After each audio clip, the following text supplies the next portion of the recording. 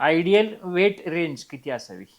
आता प्रत्येक व्यक्तीचं आयडियल बॉडी वेट ठरवलं जातं. म्हणजे त्या व्यक्तीची उंची, त्या व्यक्तीचा कामाचा प्रकार, त्या व्यक्तीचं लिंग हे बघून त्या व्यक्तीचं आयडियल बॉडी वेट असतं. तर ह्यामध्ये अनेक फॅक्टर आहेत. म्हणजे माझं समजा उंची 160 सेंटीमीटर आहे. -100 करून माझं आयडियल बॉडी वेट मी कॅल्क्युलेट केलं एका इंडेक्सनुसार, ब्रोकाज इंडेक्सनुसार. तर हे काही फॉर्म्युलाज पण आहेत.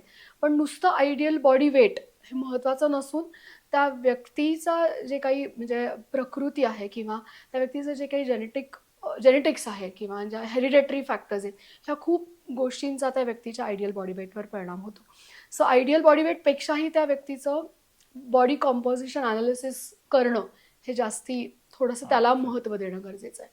आदर्श वजन +-2 असं आम्ही धरतो. अच्छा. पण त्याच्यामध्ये त्या व्यक्तीचा मेटाबॉलिक रेट पण गरजेचा असतो शरीराच्या.